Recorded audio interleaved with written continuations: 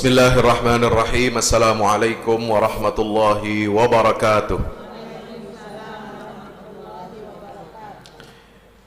Alhamdulillahi wa kafa, wassalatu wassalamu ala rasulihil mujtaba wa ala alihi wa ashabihi ahli sidqi wal wafa. La hawla wa la quwwata illa billah. Subhanaka la ilma lana illa ma 'allamtana innaka antal alimul hakim wa qur rabbi zidni ilma warzuqni fahma. Bapak Ibu hadirin hadirat jamaah majelis taklim kaum ibu, majelis taklim Al-Ittihad yang insyaallah mudah-mudahan kita semuanya senantiasa dirahmati oleh Allah Subhanahu wa taala. Mari kita sama-sama memulai taklim kita pada pagi hari ini dengan niat i'tikaf, mendekatkan diri kepada Allah Subhanahu wa taala di dalam ruangan masjid raya yang mudah-mudahan senantiasa diberkahi oleh Allah Subhanahu wa taala.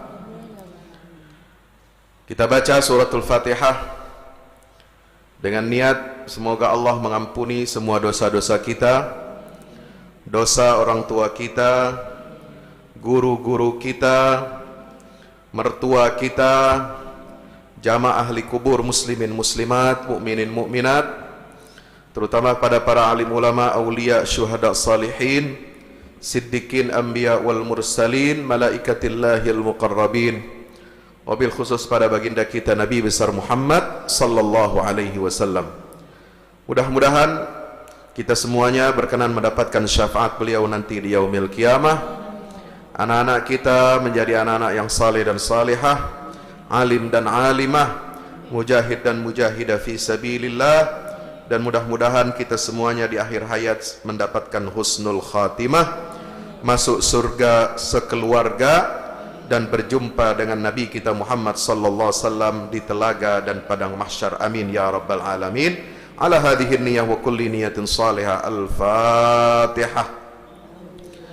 A'udzu billahi minasyaitonir rajim. Bismillahirrahmanirrahim. Alhamdulillahi rabbil alamin. Arrahmanir rahim. Maliki yaumiddin. Iyyaka na'budu wa iyyaka nasta'in. Ihdinas siratal mustaqim. Siratal ladzina an'amta 'alaihim ghairil maghdubi 'alaihim waladdallin. Amin ya Allah ya rabbal alamin. Alhamdulillah. Pada pagi hari ini kita masih diberikan kekuatan, kesehatan, lahir dan batin. Kita sudah berada di tanggal 13 bulan Sya'ban. Alhamdulillah kita diperkenankan oleh Allah, diberikan kekuatan oleh Allah untuk puasa tanggal 13 bulan Sya'ban, ya, puasa Ayyamul Bid. Insyaallah kita lanjutkan lagi besok 14 dan lusa tanggal 15 Sya'ban. Insyaallah. Mudah-mudahan ini menjadi wasilah bagi kita untuk meningkatkan iman dan takwa kita kepada Allah. Kita mempersiapkan menyambut datangnya bulan suci Ramadan, ya, dalam keadaan sehat walafiat, senantiasa berada di atas nikmat Allah Subhanahu wa taala, di atas jalan yang lurus. Mudah-mudahan kita semuanya sampai masuk ke dalam bulan suci Ramadan. Amin ya rabbal alamin. Karena Nabi SAW mengatakan, ketika ada seorang sahabat bertanya kepada Rasulullah, "Ya Rasulullah, kenapa kami melihat engkau banyak puasa di bulan ini?" Maksudnya bulan Sya'ban. "Lebih daripada engkau berpuasa di bulan yang lain selain Ramadan." Kalau Ramadan jelas sebulan penuh. Tapi kalau Sya'ban, beliau Nabi SAW itu puasa hampir sebulan, tapi enggak 30 hari, enggak 29. Pokoknya paling banyak puasa sunnahnya itu di bulan Sya'ban. Maka Nabi SAW menjawab, "Syahrun yaghfulu anhu katsirun minan nas." Bulan ini, bulan Sya'ban adalah bulan yang banyak orang itu lalai, lupa dan abai. Ya, dianggap selewat aja. Kenapa? Karena letak Sya'ban ini antara bulan Rajab dan Ramadan. Biasanya kalau ibu-ibu bulan Rajab, wah semangat. Biasanya di Betawi ini bulan Rajab ada amalan-amalan. Ya, selain puasa sunnah, juga tiap habis sholat ada doanya. Rabbighfirli warhamni watub alayya. Yaitu dari orang-orang tua kita terdahulu, dari ulama-ulama kita. Untuk mempersiapkan diri masuk bulan Ramadan, kita harus membersihkan diri kita, membersihkan hati kita. Makanya kita banyak minta istighfar kepada Allah. Kita banyak bertaubat kepada Allah di bulan Rajab. Nah, bulan Rajab itu juga bulannya Allah, Syahrullah, bulan haram, termasuk dari satu di antara 4 bulan yang dimuliakan dan diistimewakan oleh Rajab, Dzulqa'dah, Dzulhijjah, Muharram. Nah, habis itu bulan Sya'ban. Nah, bulan Sya'ban ini banyak orang, kata Nabi SAW, tidak memahami, tidak tahu keistimewaan bulan ini, sehingga dia lalai. Tahunya Rajab lalu kemudian Ramadan, karena Ramadan itu bulan puasa, bulan turunnya Al-Quran. Maka Nabi SAW ingin kita senantiasa memanfaatkan bulan Sya'ban ini dengan memperbanyak amal saleh. Karena Sya'ban itu dari akar kata shin ain ba, sya'iba. Tasya'aba artinya bercabang-cabang, beraneka macam. Karena di bulan Sya'ban ini amal saleh itu begitu banyaknya, beraneka macam dan bercabang-cabang. Ya. Dan Nabi SAW ketika mengatakan demikian, bulan Sya'ban ini bulan yang sering dilalaikan, dialpakan oleh manusia. Lalu kemudian Nabi ditanya, kenapa engkau banyak puasa di bulan Sya'ban ini? Rasulullah mengatakan, syahrun turfa'u fihil a'malu ilallah. Ini bulan istimewa, walaupun dia bukan bulan haram, walaupun dia bukan seperti Ramadan, tapi dia adalah bulan diangkatnya seluruh catatan amal kita dalam 1 tahun. Ini tutup buku. Insya bulan Sya'ban ini bulan tutup buku catatan amal setahun.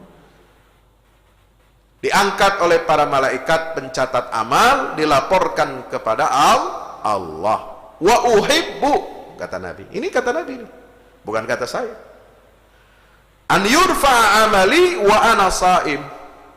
Aku ingin, saya pengen banget ketika amal saya dilaporkan kepada Allah, saya dalam keadaan berpuasa. Alhamdulillah. Makanya banyak-banyak puasa di sini. Ya nggak bisa kayak Nabi, minimal puasa Senin Kemisnya di bulan Sya'ban, tambah puasa tengah bulan di bulan Sya'ban, cukup. Karena kita mencintai Rasulullah, kita ingin ikut langkah, ikut apa yang dicontohkan oleh baginda Rasulullah. Ini bulan tutup buku. Kita pengen tutup buku catatan amal kita, kita banyak amal solehnya. Nanti buku catatan amal kita setahun ke depan itu dimulainya di bulan Ramadan. Bulan pertama catatan amal, ingat, bulan Ramadan. Bulan tutup catatan amal setahun bulan Sya'ban. Jadi bukan bulan Desember sama Januari. Nah, itu bab dunia itu. Kalau bab akhirat, catatan amal kita itu dihitungnya, diangkatnya, dilaporkannya bulan Sya'ban, kemudian catatan buku yang baru, catatan amal setahun yang baru itu mulai bulan Ramadan. Dan Allah langsung kasih bulan Ramadan itu, bulan pertama amal kita dibuka, dicatat oleh para malaikat, langsung dikasih banyak bonus. Insya Allah, bonus.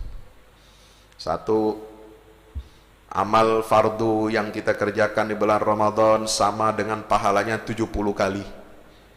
Sholat wajib di bulan Ramadan pahalanya 70 kali lipat. Alhamdulillah. Ya. Ka'annama adda sab'ina faridah, kata Rasulullah. Terus yang mengamalkan sunnah, ya, kata Nabi SAW, itu pahalanya sama dengan pahala amal yang wajib. Ya. Ya, sunnah jadi wajib, pahalanya ya, pahalanya. Yang wajib pahalanya 70 kali lipat. Pahala wajib di bulan selain Ramadan. Ini kan bonus. Terus kata Nabi, siapa yang memberi makanan buka puasa bagi orang yang berpuasa di bulan suci Ramadan, maka dia akan dibebaskan oleh Allah dari siksa api neraka. Amin ya rabbal. Kata sahabat, apa mesti makanannya berat ya Rasulullah? Enggak, 1 butir kurma atau setengahnya, 1 teguk air minum, itu pahalanya sama dengan memberi makanan penuh. Ya, gampang banget kita bebas dari api neraka di bulan Ramadan. Gampang banget kita ngumpulin pahala di bulan suci Ramadan. Sampai ya, ini bukan hadis ya, tidurnya orang puasa itu ibadah. Itu bukan hadis, itu bukan. Tidurnya aja ibadah. Kenapa? Karena kelelahan, capek, dia puasa, dia lemes, dia tahan dirinya dari segala macam godaan hawa nafsu, dia banyak zikir, dia banyak baca Quran sampai kelelahan, ketiduran. Nah itu, jadi bukan tidurnya sengaja, bukan tidur dari habis subuh sampai asar, enggak, itu bukan ibadah namanya. Yang dimaksud ibadah buat orang yang tidur bulan puasa itu karena dia kecapean ibadah. Jadi nilai pahalanya diterusin sama malaikat. Paham? Ya, ini lagi baca Quran. Baca Quran semangat pertama, ya kan? Habis itu kriep-kriep. Aduh, pusing nih. Pusing. Terus apalagi? Kunang-kunang mata. Habis itu lama nyender, udah tidur. Nah itu pahala baca Quran kita itu dianggap terus tuh, argonya jalan. Bukan sengaja mau tidur, baca Quran kagak, zikir kagak, sholat ketinggalan, na'udzubillah min zalim. Nah, jadi yang dianggap pahala tidur bulan puasa itu, kalau kita lagi ibadah, kalau kita lagi tilawah, kalau kita lagi amal sunnah, kelelahan, ketiduran di tempat, nah itu pahalanya lanjut. Walaupun kita tidur, dianggap kita sedang beribadah. Insya Allah. Begitu nikmatnya di bulan Ramadan. Makanya kita harus persiapkan. Mudah-mudahan kita senantiasa diberikan kesehatan oleh Allah Subhanahu wa ta'ala. Kita lanjut pertemuan yang ketiga ini bagian terakhir dari tadabbur ayat-ayat keluarga. Tentang ciri-ciri wanita salehah. Ya, karena wanita ini, perempuan ini, kaum ibu ini adalah tiangnya keluarga. Kalau keluarga kita mau benar, ibunya, perempuannya, istrinya harus benar. Meskipun laki-lakinya juga harus benar.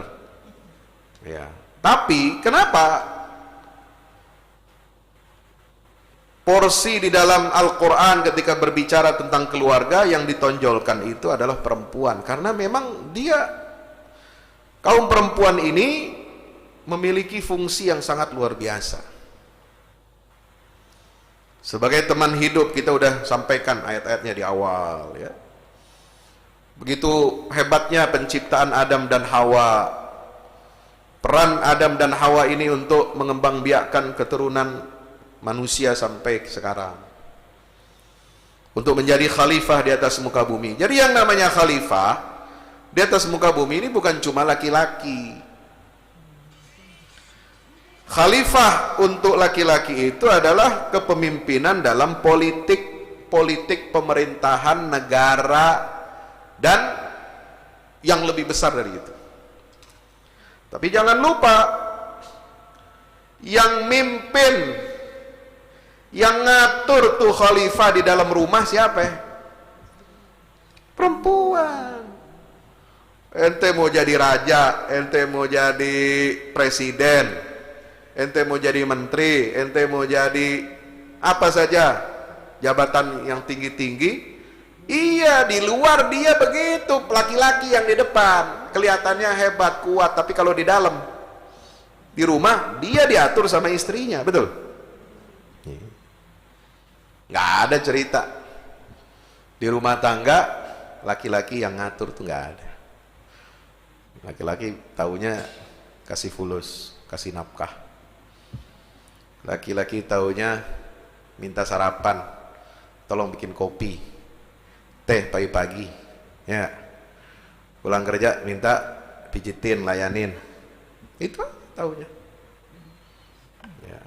Tapi yang ngurus semua A sampai Z, urusan keluarga, urusan suami, urusan anak, wah perempuan paling jago. Ya, termasuk ngontrol dompet, ya, rekening, nama rumah, ya kan, nama mobil, nah itu perempuan. Jangan macam-macam laki-laki sama perempuan, ya. Makanya perempuan ini harus ketika dia menjadi soko guru, tiang keluarga, maka dia harus berkualitas yang baik. Nah, kualitas baik itu dalam istilah Al-Quran itu disebutnya salihat. Ya. Allah Ta'ala berfirman di dalam surah At-Tahrim ayat 5, Asa rabbuhu in tallaqakunna ayyubdilahu azwajan khairan minkunna muslimatin mu'minatin qanitatin taibatin abidatin saihatin thayyibatin wa abkara. Jika Nabi menceraikan kalian, ini ketika bicara tentang istri-istri Nabi, ya itu ceritanya panjang, ya. Ketika istri-istri Nabi pada saat Rasulullah dan dakwah Islam ini sudah mulai memanen hasil. Banyak negeri, banyak kaum, banyak negara yang berhasil ditaklukkan atau ditundukkan, mereka banyak masuk Islam. Tentu ada efeknya, implikasinya. Penerimaan negara Madinah itu yang dipimpin oleh Rasulullah itu bertambah. Pemasukannya dari zakat, dari rampasan perang, dari macam-macam itu meningkat. Itu konsekuensi. Ketika Islam ini menang, Islam ini berkuasa, Islam ini jaya, konsekuensinya ada dalam hal-hal yang bersifat ekonomi. Maka ketika kemakmuran negara Islam itu meningkat, wajar kalau gaji pemimpin, pemerintah, aparatur negara juga meningkat, kan begitu, secara logisnya. Kalau negara kita duitnya banyak, ya, pajaknya dari hasil pajak, dari ekspor itu banyak, surplus, ya, tentu kemakmuran negara kita ini akan semakin meningkat dan itu akan berdampak kepada rakyat, ya, gaji naik, gaji PNS, gaji swasta dan sebagainya, ya. Jangan ya, gaji bukan hanya gaji naik, tapi sembakonya murah, bensinnya murah. Kalau gaji naik, sembako mahal, sama aja bodong, ya. Gajinya naik, bensinnya naik, tolnya naik, segala-gala naik, ya sama aja. Kita nggak bisa nyimpen. Sekarang coba gaji orang karyawan 7 juta sebulan nggak ada apa-apanya, betul? Mohon maaf ya, bukan merendahkan. Itulah fakta. Ya, 7 juta habis buat cicilan kontrakan, cicilan rumah kalau ada. Kalau enggak dia bayar kontrakan. Belum cicilan motor, belum makan, belum ini, belum itu, habis. Ya. Apalagi perempuan, kalau punya gaji segitu, habis dia beli skincare, beli jilbab, beli macam-macam perintilan, habis 7 juta. Ya, ipar saya begitu. Ceplosan. Belum nikah tuh, belum nikah. Ya kata kita, ya kita suka nasehatin. Lu udah dapat duit segitu, mestinya ditabung, jangan begini-begini. Ya bagaimana, susah. Ya, zaman sekarang kan banyak maunya. Pengen tampil ini, tampil macam-macam. Ya, sementara gajinya segitu. Ya. Jadi di zaman Rasulullah ketika Islam itu berjaya, Islam ini banyak memenangkan peperangan, banyak rampasan perang, banyak orang kaya Islam juga semakin banyak, dia banyak mengeluarkan zakatnya, maka kemakmuran rakyat itu semakin meningkat. Nah, kemakmuran rakyat yang meningkat ini dianggap oleh istri-istri Nabi itu akan berdampak kepada Rasulullah. Presiden, pemimpin negara, masa rakyatnya makmur, pengusahanya makmur, negaranya maju, masa presidennya kismin? Kan gak mungkin. Ya, kalau sekarang berlomba-lomba orang jadi presiden, jadi gubernur, jadi wali kota, jadi ini, jadi itu. Kenapa? Karena tahu gajinya, fasilitasnya besar, bahkan anggaran operasional pejabat-pejabat itu lebih besar daripada gaji pokoknya. Itu yang dicari. Ya, belum lagi kalau peresmian proyek-proyek, dapat lagi dia. Ya. Belum lagi kalau tanda tangan izin, perizinan, dapat lagi dari belakang dapatnya. Ya. Itu yang dicari oleh zaman sekarang. Tapi Rasulullah nggak pernah. Rasulullah pemimpin Islam termasuk Khulafaur Rasyidin, dari Abu Bakar, Umar, Utsman, Ali, nggak pernah celamitan kalau jadi pejabat. Tahu celamitan? Pengen ini, lu kayak monyet lu. Ambil sana, ambil sini, kurang. Oh, kiri kanan, depan belakang, atas bawah. Nauzubillah. Ya. Rasulullah tetap hidup sederhana. Nggak berubah, rumahnya nggak berubah. Fasilitas yang dikasih ke istri nggak berubah. Bingung istrinya itu, Pak. Bu, kok kita nggak ada peningkatan ya? Ya pengen juga ya namanya istri, walaupun istri seorang Nabi, Rasul gitu, ya pengenlah merasakan nikmatnya gitu. Paling nggak makanan ya meningkat lah. Jangan makan gandum roti kering terus gitu kan. Subhanallah. Padahal yang diminta oleh istri Nabi itu tidak mewah, bukan perhiasan, bukan gelang, bukan berlian, bukan rumah di BSD, enggak. Yang diminta cuma perbaikan, ya peningkatan nafkah harian gitu ya. Tapi Nabi nggak kasih, karena Nabi nggak suka celamitan, dia nggak ngambil dari uang negara itu. Apa yang ditetapkan oleh Allah itu dikasih oleh. Bahkan Nabi itu nggak boleh menerima zakat. Dia hanya bisa menerima hadiah. Ya. Allahumma shalli wa sallim barik alaihi. Maka sempat terlontar beberapa istri Nabi mengajukan permohonan. Ya, mungkin tidak langsung, halus. Ya Rasulullah, dapur kita nggak tiap hari ngebul. Kali aja ada tambahan. Gitu. Subhanallah. Ngeri gak? Kalau bayangin istri Nabi SAW.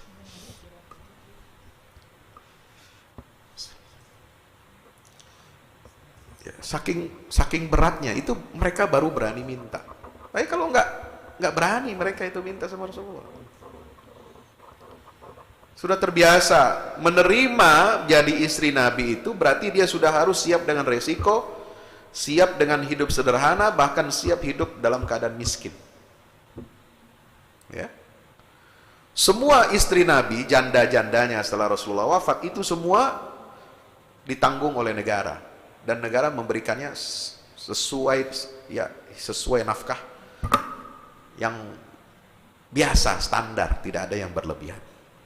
Walaupun umat Islam sudah menguasai Persia, sudah menguasai Romawi, sudah ini, kalaupun dapat ya dikasih hadiah, misalnya orang-orang kaya, murid-muridnya Nabi, Itu orang-orang kaya seperti Utsman, Talha, kemudian Abdurrahman bin Auf itu punya wakaf begitu banyak, dan mereka berikan wasiat. Ini wasiat, harta saya tolong diberikan untuk janda-janda Nabi SAW sampai mereka wafat.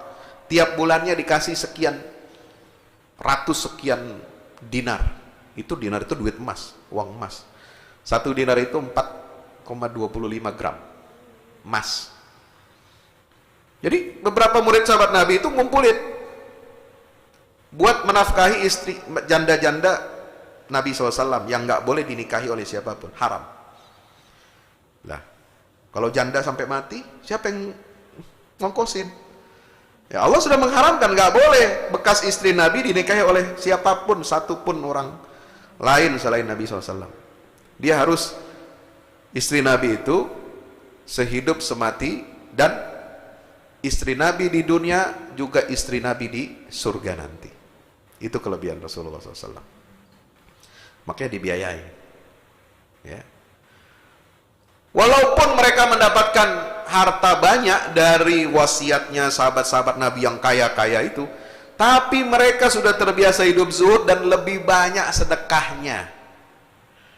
Ya, kalau dapat gaji bulanan, tunjangan bulanan dari negara, tambah dari wasiat siapa lagi, Utsman dari dari Abdurrahman bin Auf dan sebagainya, itu nggak pernah tersisa di rumahnya Aisyah, di rumahnya Hafsah, di rumahnya ini fulana, karena mereka itu gemar bersedekah, kasih orang miskin, kasih buat orang menuntut ilmu belajar, kasih buat orang hafal Quran, kasih buat pembangunan masjid, kasih buat orang bangun macam-macam.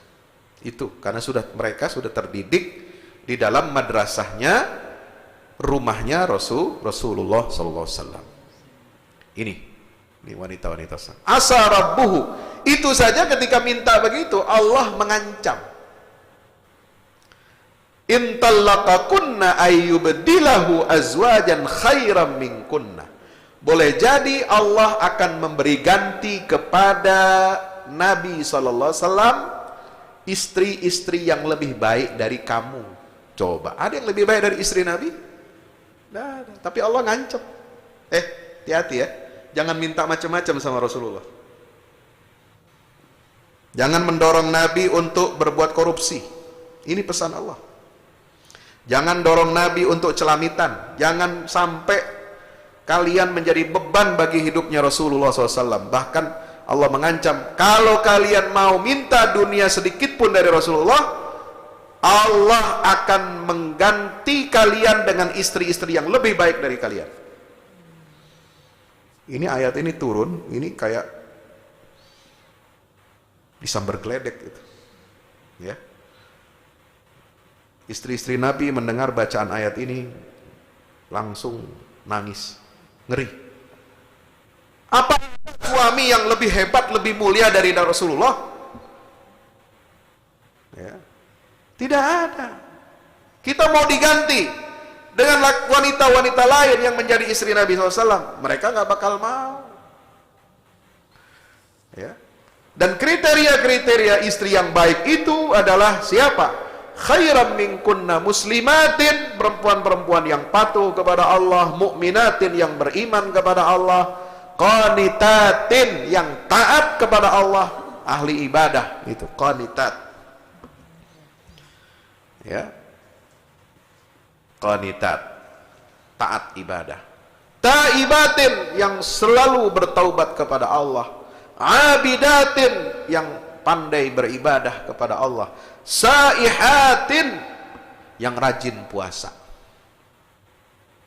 Thayyibatin wa abkara, apakah perempuan-perempuan yang salehah tadi dengan 1, 2, 3, 4, 5, 6 cirinya itu, ya, yang patuh, muslimah, beriman, taat, taubat, beribadah, berpuasa, apakah mereka itu thayyibatin wa abkara, apakah mereka itu janda atau perawan? Ya, jangan main-main. Ya, maka kalau mau jadi istri yang salehah, ini contoh istri-istrinya Nabi kita Muhammad sallallahu alaihi wasallam.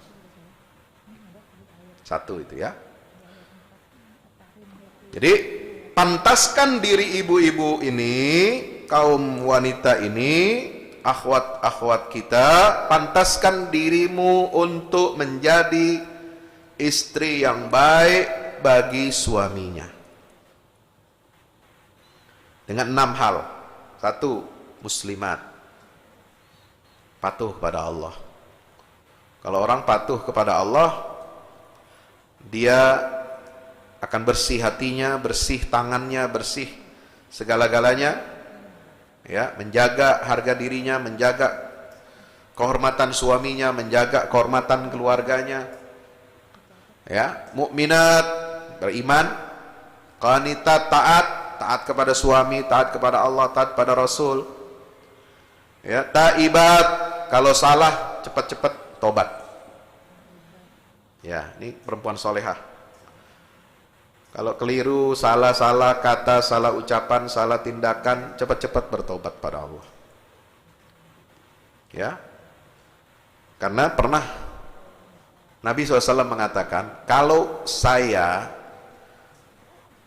dibolehkan oleh Allah untuk perintahkan seorang manusia untuk sujud kepada orang lain, saya boleh perintahkan perempuan untuk sujud kepada suaminya. Cuma satu yang boleh, kata Nabi. Tapi saya nggak lakukan. Karena tidak ada sujud kepada selain Allah. Artinya apa? Kedudukan suami ini, tentu suami yang benar ya. Suami yang saleh, suami yang taat, itu kedudukannya di bawah Allah dan Rasulnya SAW. Karena dia sudah di atas orang tua. Ya, ketika ibu-ibu masih perawan, ya, itu yang pertama setelah Allah dan Rasul, orang tua. Kita mesti bakti. Kita mesti berbakti kepada orang tua. Ketika setelah menikah, berumah tangga, orang tua turun levelnya di bawah suami. Suami naik ke atas di bawah Allah dan Rasulullah SAW, yang harus ditaati, harus dipatuhi, harus dilayani dengan baik. Kita bakti kepada suami, baru bakti kepada orang tua. Makanya dalam cerita di zaman Rasulullah, ada orang tua sakit keras, sakaratul maut, anak perempuannya dipanggil supaya nengokin bapaknya mau meninggal.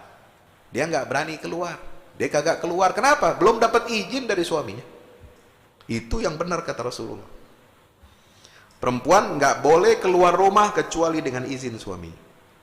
Hatta dia nemuin ingin berbakti kepada orang tuanya. Itu. Ya, sementara suaminya lagi di luar. Suaminya lagi nggak tahu nih orang tua istrinya sakit. Dia nggak tahu, dia lagi di luar. Waktu itu belum ada sarana telekomunikasi, belum ada telepon, belum ada email, belum ada WhatsApp. Gimana? Minta izinnya. Sekarang enak. Ya, suami lagi di keluar, lagi di proyek, lagi di kerjaan, ditelepon orang tua sakit, suruh datang jengukin rumah sakit, ya ibu tinggal telepon suaminya, minta izin. Kalau dapat izin, ibu boleh keluar. Kalau enggak. Bener. Bukan Islam itu semena-mena, enggak.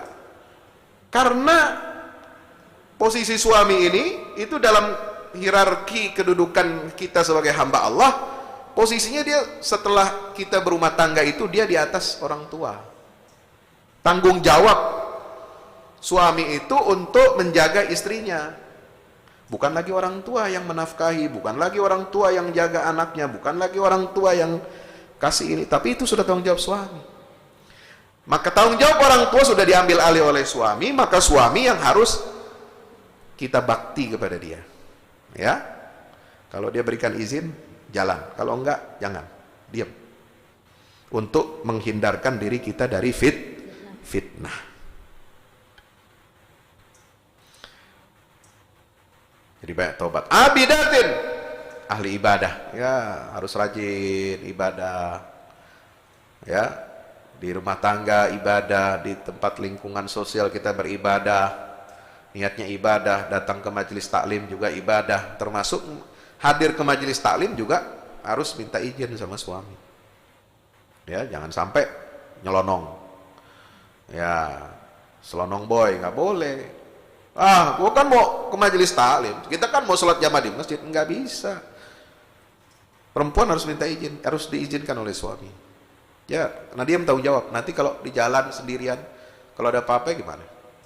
Nah, kalau sudah ada keyakinan, ada jaminan, ibu ada yang nganter, siapa ada temennya yang jalan bareng, nah suami bisa yakin, tenang, nah dia tenang, boleh dikasih izin. Tapi kalau nggak ada jaminan itu, suami berat, ya. Kalau misalnya perempuan jalan sendiri. Kemudian saihat, rajin berpuasa, insya Allah. Kemudian berikutnya surat An-Nisa ayat 34, Ar-rijalu qawwamuna 'alan nisa'i bima faddalallahu ba'dahum 'ala ba'din wa bima anfaqu min amwalihim. Laki-laki yaitu suami adalah pelindung bagi perempuan istrinya. Jadi qawwamun itu pelindung, pengayom. Ya, pemberi nafkah. Termasuk artinya itu adalah qawwamuna. Pelindung, pengayom, penanggung jawab. Ini tanggung jawab suami itu. Makanya tanggung jawab suami itu kadang-kadang melebihi kapasitasnya. Ya, kalau uangnya istri bukan uang suami. Tapi kalau utang istri, utang suami. Ya. Uangnya suami, uang istri. Utangnya suami, bukan urusan gue katanya. Lu yang bayar sendiri. Ya kan begitu. Jadi itu tanggung jawabnya melebihi kapasitas sebenarnya. Tapi harus ditanggung. Itu karena itulah. Jadi dalam Islam ini sudah diatur bagaimana kedudukan hamba Allah, bagaimana laki-laki dia bisa menanggung, mempertanggungjawabkan, dia menjadi pelindung, dia menjadi penanggung jawab. Kenapa? Dari sisi kekuatan hati, kekuatan fisik, Allah ciptakan laki-laki itu lebih mampu untuk menanggung itu semua. Ya, dibandingkan perempuan. Ya. Jadi kemampuan fisiknya bukan berarti Allah membeda-bedakan makhluknya. Allah diskriminasi gender, enggak. Diskriminasi laki-laki dan perempuan, enggak.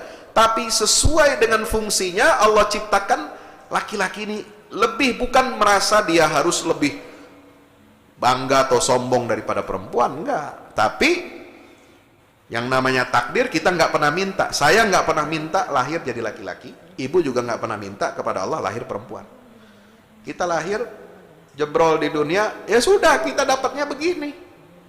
Saya laki-laki, ibu-ibu perempuan. Dengan tanggung jawab masing-masing yang sudah dibebankan oleh Allah. Tanggung jawab laki-laki lebih besar karena dia diciptakan oleh Allah dengan struktur tubuh, struktur otak, struktur kekuatan emosional yang lebih mampu untuk menghadapi tantangan-tantangan itu.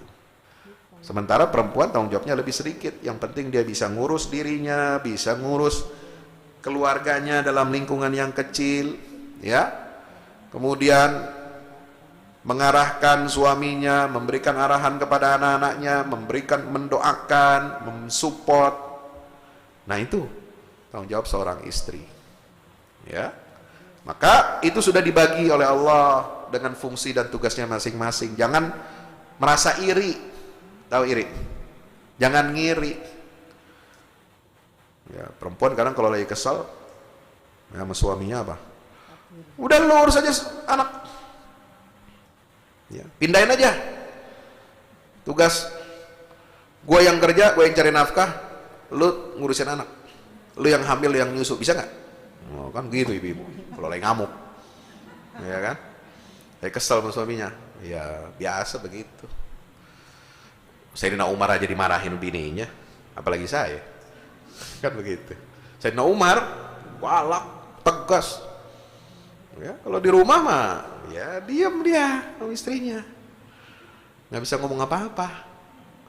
Ya. Nah, jadi kita jangan ngiri. Wah, pengen, ngiri, perempuan ngiri, enak ya laki-laki kerja di luar. Bebas dia. Ngapain aja. Wah, bayangin bisa dapat duit, bisa dapat ini, kedudukan dan sebagainya. Nah, atau laki-laki iri sama perempuan, enak ya tinggal di rumah aja. Nggak bisa, nggak boleh iri. Makanya di dalam ayat Quran itu dikatakan wala tatamannau ma faddalallahu bihi ba'dakum ala ba'din lirrijali nasibum mimma iktasabu walin nisa'i nasibum mimma iktasabu. Bagi ya laki-laki dan perempuan, kata Allah, jangan kamu meminta, mengandai-andaikan, menginginkan sesuatu angan kosong ya terhadap apa yang telah Allah lebihkan bagi sebagian dari kamu di atas sebagian yang lain. Jadi kita jangan ngiri dengan laki-laki, jangan ngiri dengan fungsi perempuan, perempuan jangan iri dengan tugas dan fungsi laki-laki. Masing-masing berada pada relnya, pada jalurnya, treknya. Itu akan menjadikan rumah tangga kita bahagia, sakinah, mawaddah, warahmah. Ya. Wa bima anfaqu min amwalihim. Jadi Allah jadikan suami itu pelindung bagi perempuan, bukan untuk menyombongkan diri, tapi untuk dia melindungi perempuan. Allah kasih lebih apa? Fisiknya lebih kuat, hatinya lebih kuat, ya, dan lain sebagainya. Itu fungsi mereka, ya. Dan karena mereka dilebihkan, mereka jadi pelindung bagi perempuan itu karena mereka laki-laki, suami itu memberi nafkah dari hartanya. Ya. Artinya apa? Kalau laki-laki tidak menafkahi istrinya, nah, maka tercabut sifat kepemimpinan dan keperlindungan apa ini? Perlindungan dari seorang suami kepada istrinya. Itu tercabut kalau dia nggak beri nafkah. Makanya dalam akad nikah, ya, kita biasa ada sigat taklik. Akad itu ada taklik. Ya, seandainya saya, itu janjinya setelah akad nikah, setelah ijab kabul, ada janji laki-laki di depan KUA. Seandainya saya tidak memberikan nafkah kepada istri yang telah saya nikahi hari ini selama 3 bulan berturut-turut, maka begini. Ya, nah itu artinya apa? Dia sudah tercabut 3 bulan berturut-turut atau 6 bulan berturut-turut dia tidak beri nafkah, berarti dia sudah tidak bertanggung jawab lagi sebagai seorang suami. Maka akad nikahnya bisa ditarik, ijab kabulnya ditarik. Ya. Bapak Ibu yang dirahmati Allah, fassalihatu, siapa wanita-wanita yang saleh? Qanitatun, satu, mereka yang taat kepada Allah, hafizatun lil ghaib, mereka yang mampu pandai menjaga diri ketika suaminya tidak ada. Apakah bepergian? Apakah meninggal dunia, ataukah sakit atau apa, ya, pokoknya ketika suami nggak ada di rumah, dia bisa menjaga dirinya. Hafizat, menjaga apa? Menjaga dirinya, menjaga harta suaminya, menjaga rumah suaminya. Dia tuh tugasnya menjaga. Jadi apa tuh? Jadi patok di rumah, ya. Bima hafizallah, karena Allah telah menjaga mereka. Wallati takhafuna nusyuzahunna, perempuan-perempuan yang kamu khawatirkan, wahai kaum laki-laki, para suami, kalau ada perempuan istri-istri kamu yang kamu khawatirkan apa? Nusyuz. Nusyuz itu perempuan yang menolak atau lari dari tanggung jawab dia sebagai istri, sebagai kepala urusan rumah tangga. Dia lari dari tanggung jawab, menolak, tidak mau melayani suaminya, tidak mau mendidik anak-anaknya. Dia nusyuz, dia membangkang kepada suaminya. Nah, apa yang mesti dikerjakan? Fa'izuhunna, suami harus sabar, kasih nasihat. Ada langkah-langkahnya. Langkah pertama, kasih nasihat. Terus menerus kasih nasihat sampai dia lempeng. Ya, jangan dikerasin. Al-Quran nggak pernah mengatakan kerasi mereka dengan kata-kata, enggak. Fa'izuhunna, beri mereka nasihat yang sabar. Ya. Setelah itu, setelah sekian lama diberi nasihat enggak sadar juga, baru langkah kedua, wahjuruhunna fil madaji', pisahkan tempat tidur kamu dari dia, bisa ranjang. Ya, supaya dia mikir, supaya dia nyesel. Ya, sekarang pisah ranjangnya kenapa ya? Karena corona. Ya, pisah ranjang. Oh sakit, positif. Ya, ya. Perempuan kalau positif hamil bagus. Positif corona jadi pisah ranjang suami. Ya, suaminya positif corona, istrinya nggak boleh tidur sekamar. Ya, pisah ranjang. Ya. Nah, ini pisah ranjangnya bukan karena sakit, bukan karena apa, tapi karena untuk mendidik dan memberikan kesadaran kepada istrinya supaya dia menyesali perbuatannya. Artinya suami mulai membelakangi, ya. Tapi tetap memberi nafkah. Ya. Hubungan biasa tapi pisah ranjang. Dan yang terakhir, yang ketiga, wadribuhunna, kalau diperlukan. Ini ada syaratnya, kalau diperlukan. Ini terjemahannya, tafsirnya begitu. Kalau diperlukan, pukullah mereka. Nah, pukul di sini bukan mukul pakai rotan, bukan mukul pakai kayu, bentungan. Pukul pakai apa? Ya. Pukulnya itu, kata Nabi SAW, itu pakai seperti lidi. Lidinya cuma satu. Ya, dan itu nggak boleh sampai membekas di kulit. Dan tidak boleh di area wajah, dada, perut, nggak boleh. Ya, hanya boleh kalau terpaksa dengan pukulan, dengan lidi, bukan main tangan ya, nggak ada. Wadribuhunna itu Nabi tidak pernah mengatakan dengan tangan, tidak. Apalagi Al-Quran. Jadi pukul ini simbol. Pukul dengan lidi yang satu aja, tipis. Ya, ya. Kalau pukul pakai lidi yang satu tipis, itu sebenarnya bukan mukul, apa ya? Gemes. Hah? Kalau mukul nyakitin mah nggak begitu atuh. Kalau cuma lidi satu, gemes. Ya, itu sebenarnya antara sayang dan kesal gitu ya. Dan bukan main tangan, nggak pernah Nabi mencontohkan wadribuhunna itu pukul dengan tangan, pukul muka, pukul badan pakai tangan, nggak boleh. Ya, nggak boleh, nggak ada ceritanya. Jadi jangan disalahpahami, kata wadribuhunna itu mukul, kekerasan fisik, kekerasan dalam rumah tangga, pakai tangan atau pakai balok, pakai ya kayu, pakai macam-macam, enggak. Tapi cuma Nabi mencontohkan nih, satu lidi, bukan cemeti, bukan apa, bukan. Ya itu mah nggak sakit atuh,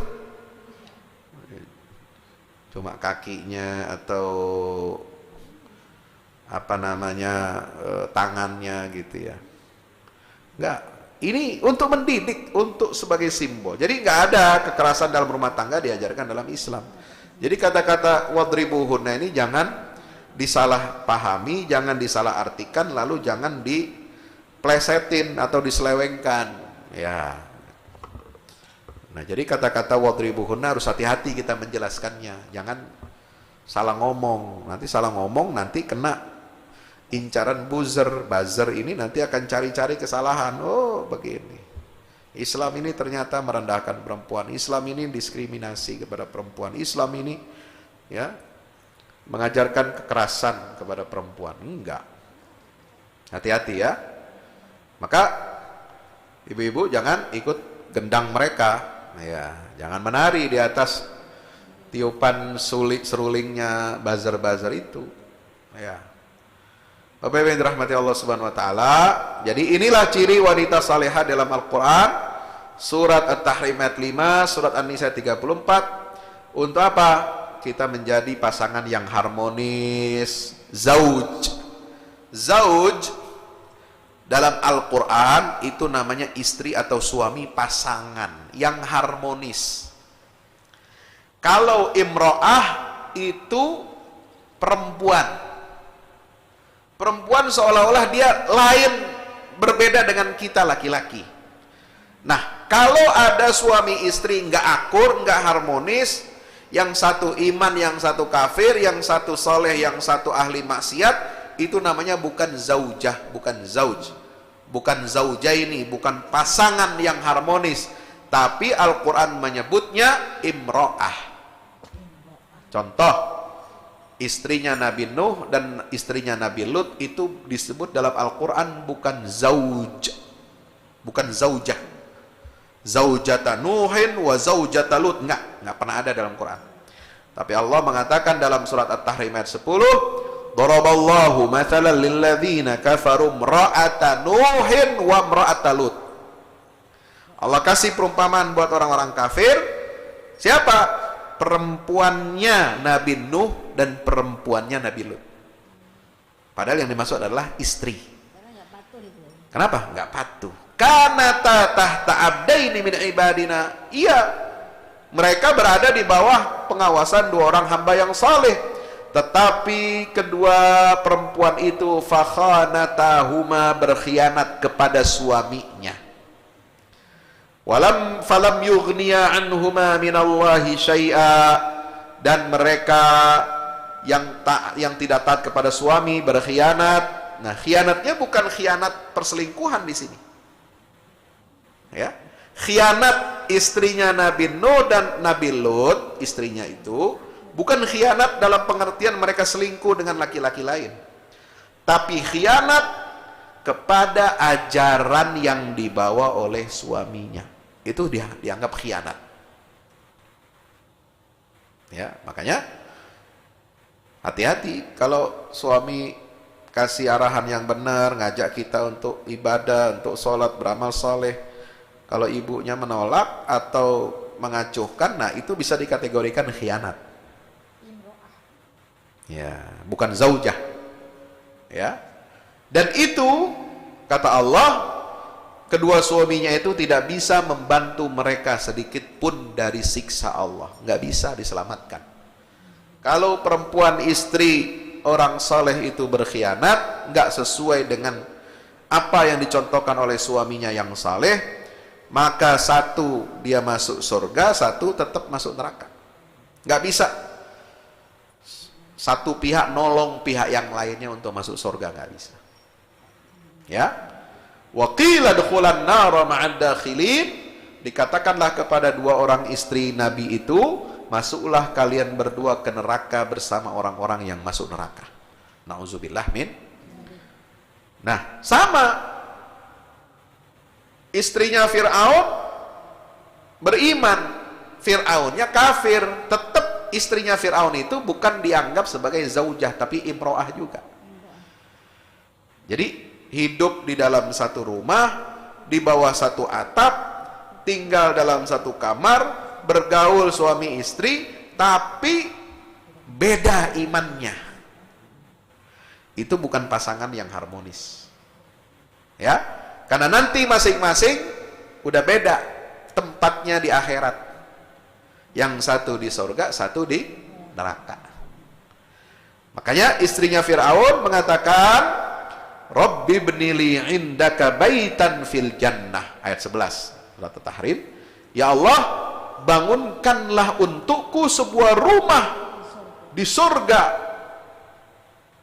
Wa najjini min Fir'aun, selamatkan aku dari Fir'aun, wa amalihi, dan dari perbuatannya, wa najjini minal qaumil zalimin, selamatkan aku dari kaum yang zalim. Luar biasa ini. Jadi istrinya Fir'aun mah masuk surga, Fir'aunnya mah neraka. Ya, walaupun suami istri di dunia. Jadi tidak ada jaminan suami istri di dunia itu akan nanti di surga bareng-bareng. Nauzubillah min dzalik. Makanya kita harus selaras, harmonis. Kita pengen hidup kita dengan suami kita, dengan anak-anak kita nanti kumpul lagi di surga. Amin. Ya, makanya itulah pentingnya menikah dengan yang seakidah. Ya. Kenapa? Karena kita hidup di dunia ini untuk berkumpul dengan keluarga itu bukan hanya di dunia, tapi dibawa sampai akhirat. Ya. Kenapa pentingnya menikah seagama? Karena kalau ada salah satu orang tua yang tidak Islam, dia akan mendidik anak-anak kita dengan cara yang bukan Islam.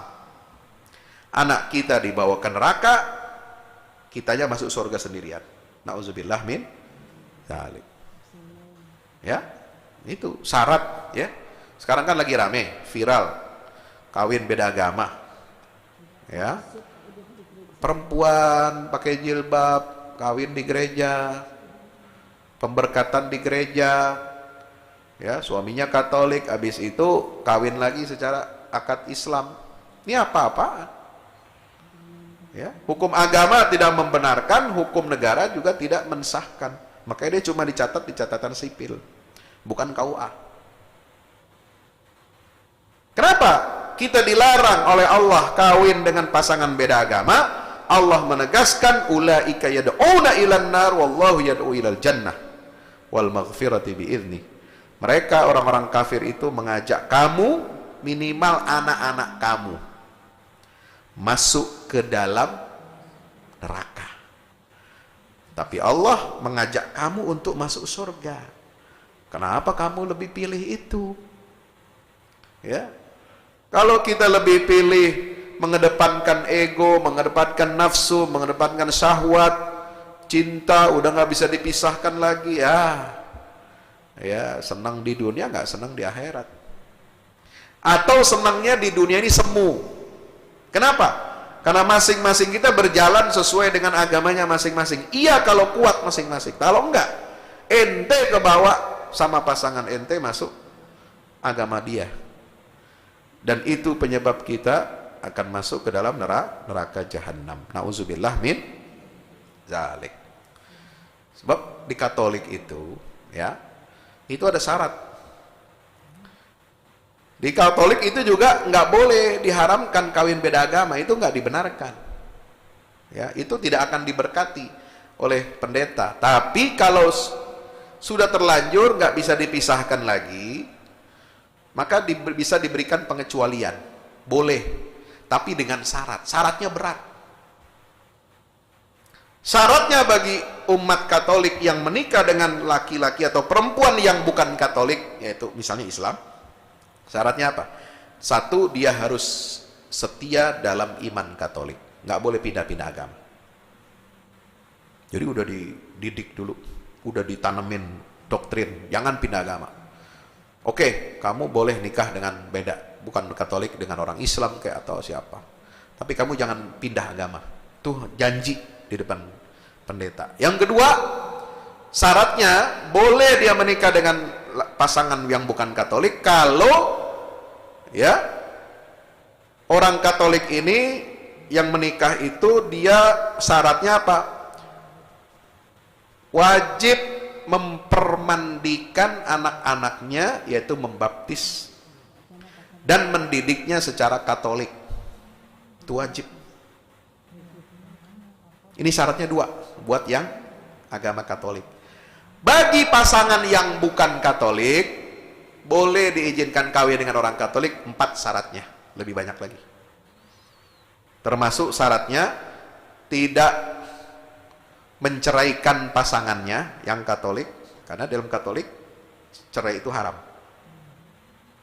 Ya, yang kedua, tidak menghalangi pasangan yang Katolik untuk melaksanakan imannya.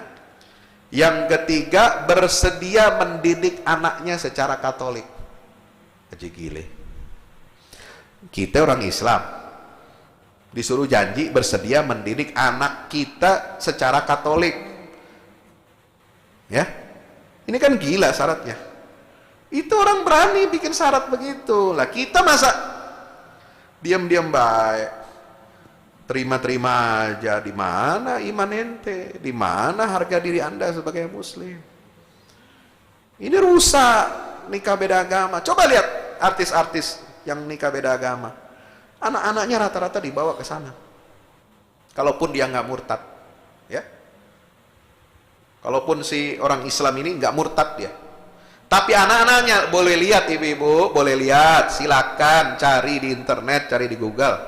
Anak-anaknya rata-rata semua jadi Katolik. Kenapa? Emang udah syaratnya dari gereja begitu. Inilah cara mereka memperbanyak umatnya. Ya.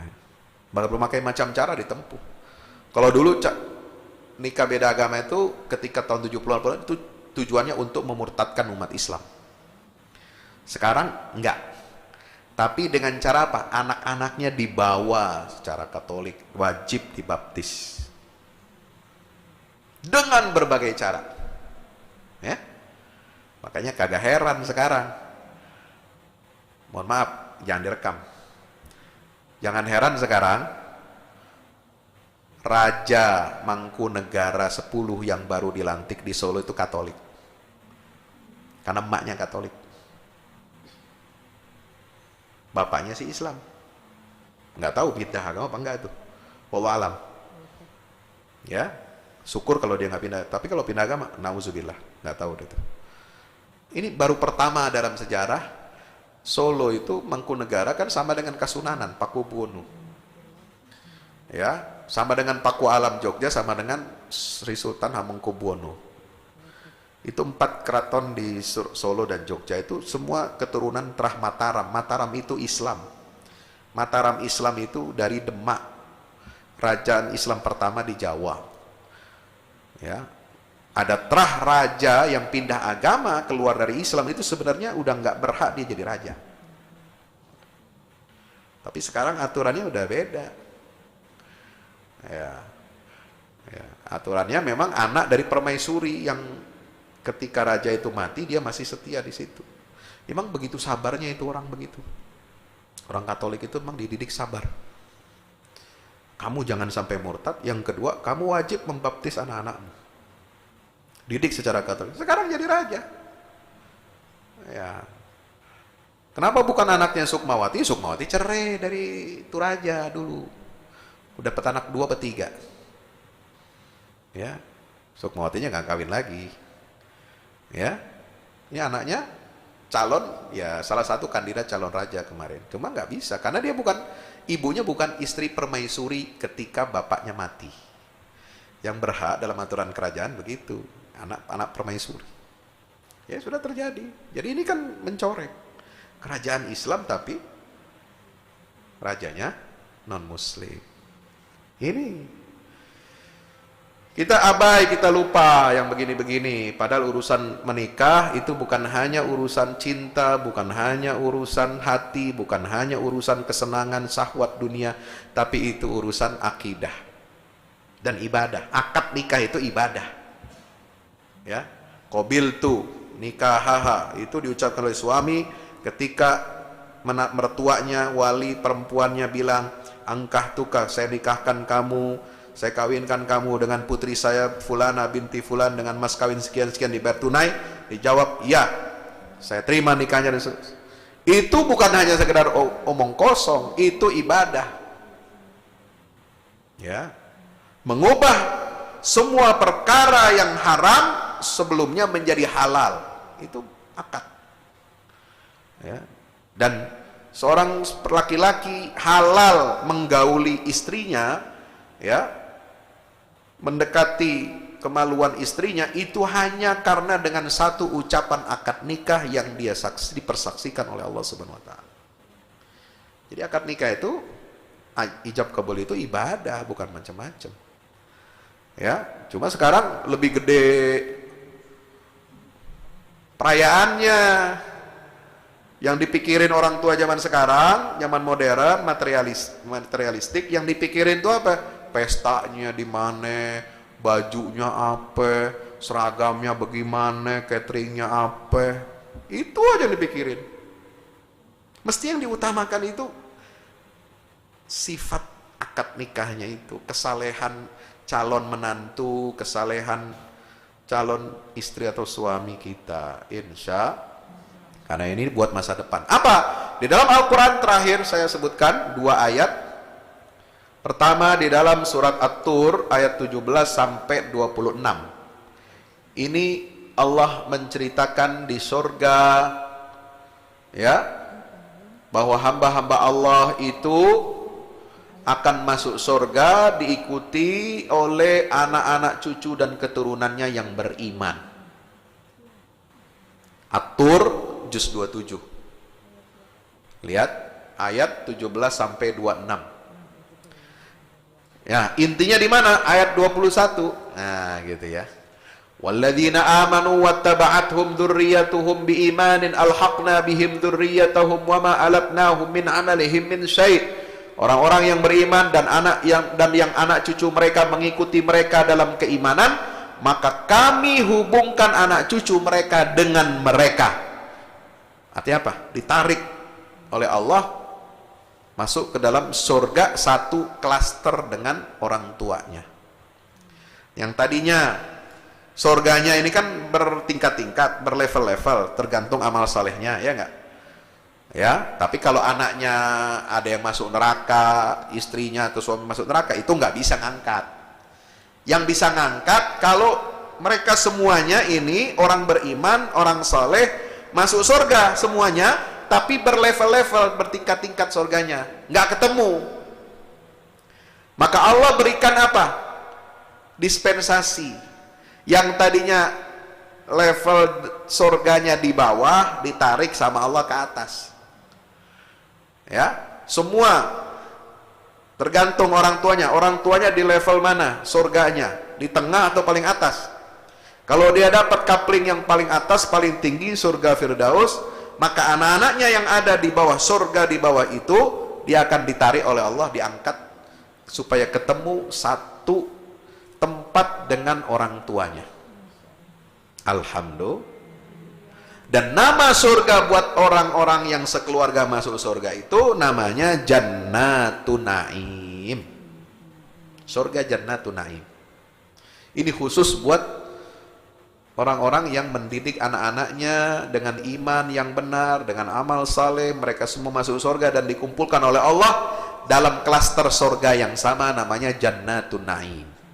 Ingat ya, insya Allah. Apa ciri mereka? Kenapa mereka bisa masuk surga Jannatun Naim? Ciri mereka disebutkan di dalam ayat 26. Mereka bertanya-tanya di ayat 25, aqbala ba'dhum ala ba'din yatasalun. Mereka heran, terkejut, kaget-kaget. Kenapa kita bisa berkumpul di sini? Mereka bertanya-tanya, apa yang menyebabkan kita ini masuk surga? Sekeluarga ditempatkan di dalam satu surga yang sama, yang luasnya lebih luas daripada langit dan bumi. Apa jawaban ahli surga? Qalu inna kunna qablu fi ahlina musfikin.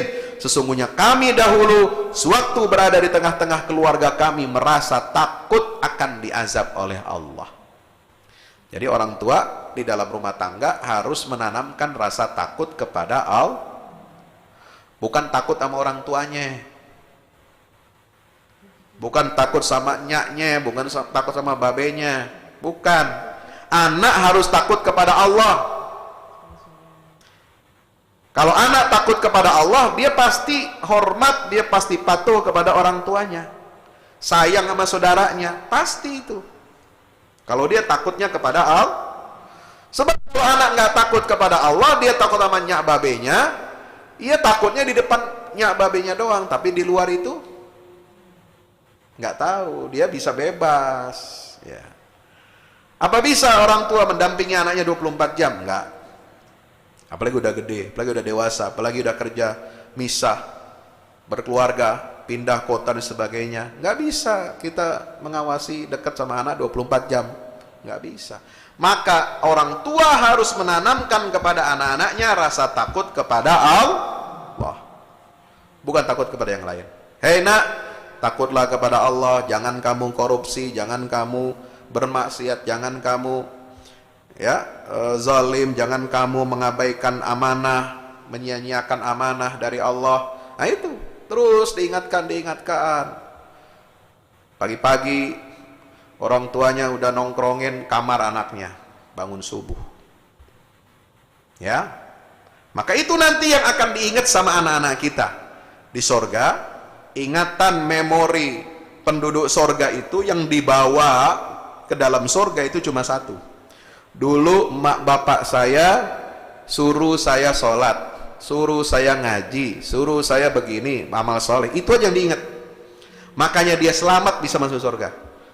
Perkara dia ulang tahun, Sweet 17, dia wisuda, dia jadi sarjana terbaik, perayaan ini itu, kawin ini itu, nggak dibawa, ingetan itu nggak dibawa.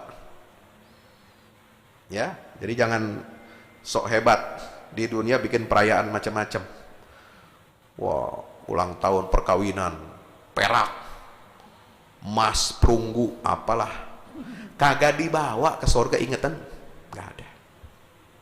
Yang dibawa ke surga cuma satu, orang tua ngingetin anaknya apa enggak, suruh sholat apa enggak, suruh ngaji apa enggak, suruh jadi anak benar apa enggak. Itu yang diingat sama anak-anak kita. Yang lain kagak ada.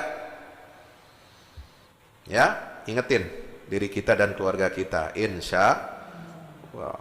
Pesta di mana, gedung apa, nggak ada. Foto-foto udah nggak ada lagi dibawa ke surga. Ya, foto cuma kenangan di dunia aja. Ya, kenangan di dunia doang, mati juga udah selesai. Senangnya cuma sebentar. Yang diingat sama anak-anak kita adalah nanti di surga ketika jumpa sama orang tuanya. Alhamdulillah ya Allah, dulu saya bangun subuh ini karena orang tua. Ya Allah, saya bisa ngaji ini karena orang tua saya. Saya bisa sholat ini karena orang tua saya. Dia yang terus ingetin, yang terus pantau saya. Itu yang diingat sama anak-anak kita, Bu. Bukan ibu ngasih uang berapa, ibu ngasih, enggak. Ya, pendidikan agama ini nomor satu. Insya Allah. Maka itu disebutkan di dalam terakhir surat Ar-Ra'du ayat 19 sampai 24. Ciri orang-orang bertakwa ulul albab, mereka akan masuk jannatu adnin, ya. Namanya surganya bukan jannatu naim, ya, jannatu adn, surga Aden. Yadkhulunaha wa man salaha min abaihim wa azwajihim wa dzurriyyatihim wal malaikatu yadkhuluna alaihim min kulli bab salamun alaikum bima sabartum fa ni'ma uqbad dar. Ya, keluarga-keluarga yang memenuhi syarat seperti ulul albab ayat 19 itu dirinci ayat 20, 21, 22. Mereka akan masuk ke dalam jannatu adnin. Mereka masuk ke dalam surga Aden bersama orang tuanya yang soleh, suami istrinya yang soleh, ya, kemudian anak cucu keturunannya yang soleh. Mereka akan disambut oleh malaikat-malaikat pada saat mereka masuk ke dalam surga dari semua pintu. Jadi malaikat yang bawain nampan, malaikat yang bawain karpet merah, malaikat yang bukain pintu, mengucapkan selamat, salamun, hei rombongan hamba-hamba Allah yang saleh, keluarga-keluarga yang bertakwa, selamat kepada kalian hari ini, kalian mendapatkan kemuliaan dari Allah Subhanahu wa ta'ala. Disambut oleh malaikat, salamun alaikum, ya. Makanya ucapan salam jangan diganti-ganti. Assalamualaikum jangan diganti sama selamat pagi, jangan diganti ame shalom, selamat. Nggak ada, itu salam Yahudi. Ucapan assalamualaikum itu adalah ucapan salamnya penduduk surga. Kalau ente mau masuk surga, minimal assalamualaikumnya jangan diganti-ganti, jangan ditambah-tambah. Assalamualaikum warahmatullahi wabarakatuh. Salam, nama budaya. Itu semua nyebut nama Tuhan selain Allah. Nggak boleh. Ya. Jadi pejabat yang benar, ngaji yang benar. Ya. Baru jadi menteri aja udah berubah salamnya. Jadi presiden berubah salamnya semua. Imannya kemana? Rusak jadinya. Salam ini ucapan ibadah. Penduduk surga, assalamualaikum. Malaikat menyambut mereka, salamun alaikum. Kedamaian, kesejahteraan untuk kamu, bima sabartum, karena kamu dulu sabar di dunia. Apa sabarnya? Sabar ngedidik anak, sabar ngedidik sendiri-sendiri, sabar ngedidik suami, sabar ngedidik istri, sabar ngedidik semuanya. Sabar menjauhkan diri dari perbuatan haram. Suami nggak makan haram, istri nggak makan haram, anak nggak makan haram. Hebat, top. Sabar, itu malaikat menyebutnya sabar. Kunci keselamatan kita, sabar dari maksiat dan sabar menjalankan ketaatan kita kepada Allah. Insya Allah. Demikian Bapak Ibu yang dirahmati Allah, tadabbur ayat-ayat keluarga kita akhiri sampai di sini. Alhamdulillah, semua ayat-ayat tentang keluarga ini sudah kita sampaikan, tinggal kita amalkan insya Allah. Mudah-mudahan bermanfaat. Kasih ingat, kasih peringatan buat suami dan anak-anak, ibu-ibu semuanya. Jadi anak yang benar, jadi suami yang benar, jadi istri yang benar, supaya kita nanti di akhirat kumpul di dalam surga jannatu adnin. Amin ya Allah ya Rabbal alamin. Terima kasih dan mohon maaf atas segala kekurangannya, kekeliruannya. Hadanallahu wa iyyakum ajmain. Selamat menunaikan ibadah saum Ramadan 1443 Hijriah. Saya kalau ada hal-hal yang kurang berkenan minta dimaafkan. Insya. Kalau ibu-ibu ada salahnya, udah saya maafin. Insya. Mari kita bersihkan hati, saling memaafkan, menyambut datangnya bulan suci Ramadan. Mudah-mudahan Allah panjangkan umur kita, sehatkan badan kita sampai bulan Ramadan, dan insya Allah mudah-mudahan kita ketemu lagi nanti setelah bulan Ramadan. Amin ya Rabbal alamin. Aqulu qouli hadza astaghfirullah li wa lakum. Wassalamualaikum warahmatullahi wabarakatuh.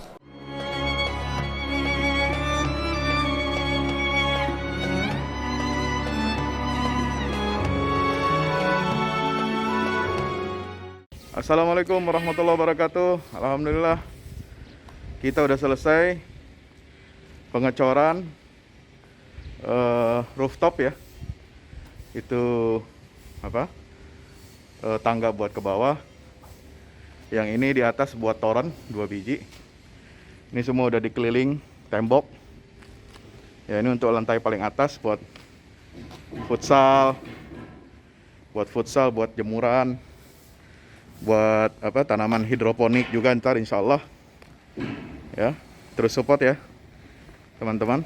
Alhamdulillah terus selesai pengecorannya semuanya ya. Ini progres kita terbaru, dan jadi buat olahraga, buat utilities ya, multiguna. Nah, kita turun sini semua. Ini lantai 3. Ini untuk asrama ya, untuk kamar-kamar, dan nah di situ musola. Nanti di situ musola ya. Ini kamar-kamar dan musola buat santri-santri tahfiz kita insya Allah.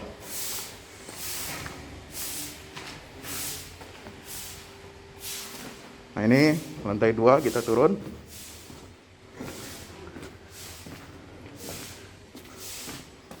Ini untuk kelas-kelas ya. Kelas-kelas tahfidz, kelas-kelas tadabbur. Insya Allah semua udah jadi. Alhamdulillah, ke dukungan antum semua. Nah, tinggal ke bawah, di sini buat aula. Aula semua di sini ya. Mohon doanya terus, mudah-mudahan berkah, mudah-mudahan cepat jadi finishing. Kira-kira finishingnya ini butuh 1,5 M lagi ya. Mudah-mudahan. Al-Fatihah. Al-Fahmu Institute mempersembahkan serangkaian buku karya Ustadz Fahmi Salim LCMA. Buku pesan-pesan tauhid untuk negeri di masa pandemi. Buku mutiara ilmu-ilmu Al-Quran.